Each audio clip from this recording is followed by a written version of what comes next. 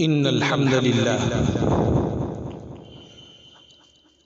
لله يرفع الله الذين آمنوا منكم والذين أوتوا العلم درجات والله بما تعملون خبير. سبحانه من شرع الحلال والحرام وأنزل الكتاب هدى وذكرى لأولي الألباب. شهد الله أنه لا إله إلا هو والملائكة وأولو العلم قائما بالقسط وإنما يخشى الله من عباده العلماء. نشهد أن لا إله إلا الله الذي قال تلك الأمثال نضربها للناس وما يعقلها إلا العالمون. ونشهد أن سيدنا ومولانا محمدا عبده ورسوله الموحى إليه وما أرسلنا قبلك إلا رجالا نوحي إليهم فاسألوا أهل الذكر إن كنتم لا تعلمون. اللهم فصل وسلم على سيد المرسلين وهو الصادق الأمين ورحمة للعالمين الذي قال من يرد الله به خيرا يفقهه في الدين، وعلى آله وصحبه وسائر المسلمين.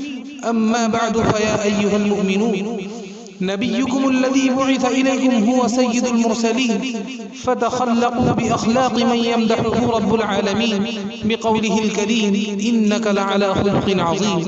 أيها الناس، كنتم في ظلمات فأخرجكم إلى النور بآيات ربه الجليل العليم.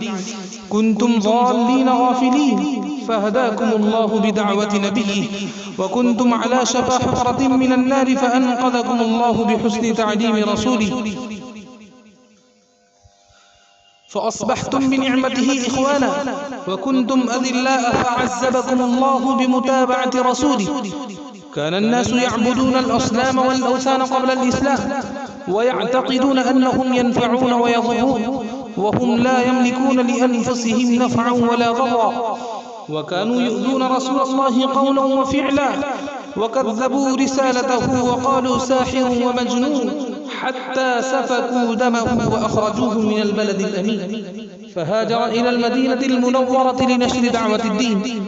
وما زال يتنزل عليه القرآن نجما بعد نجم ويرشد الناس إلى صراط مستقيم، حتى ظهر الحق وزهق الباطل إن الباطل كان زهوقا. فوالله ما فارق الدنيا إلا وقد ترك الناس على الإيمان مستقيما، فجزاه الله عنا وعن سائر المؤمنين. جعلني الله وإياكم من المتمسكين بسنته السالكين على طريقته. لقد جاءكم رسول من أنفسكم عزيز عليه ما عنتم حريص عليكم بالمؤمنين رؤوف رحيم. أقول قولي هذا أستغفر الله لي ولكم ولسائر المسلمين فاستغفروه إنه هو الغفور الرحيم. الحمد لله نحمده ونستعينه ونستغفره ونؤمن به ونتوكل عليه، ونعوذ بالله من شرور أنفسنا ومن سيئات أعمالنا. من يهد الله فلا مضل له ومن يضلله فلا هادي له، ونشهد أن لا إله إلا الله وحده لا شريك له، ونشهد أن سيدنا ومولانا محمدا عبده ورسوله الذي أرسل بالحق بشيرا ونذيرا.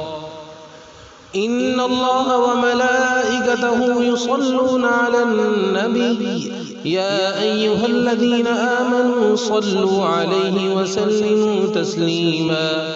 اللهم صل وسلم وبارك على سيدنا محمد وعلى آله وأصحابه وأتباعه وأزواجه وذرياته.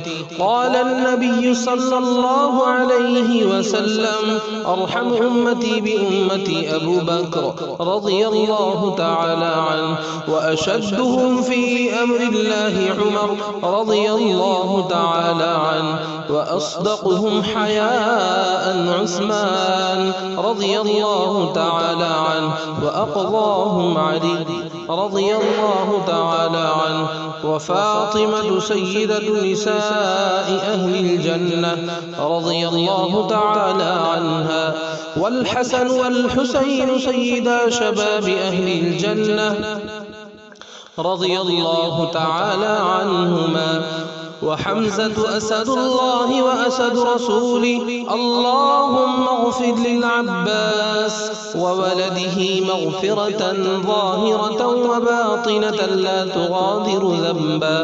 الله في أصحابي لا تتخذوهم غرضا من بعدي، فمن أحبهم فبحبي أحبهم، ومن أبغضهم فببغضي أبغضهم.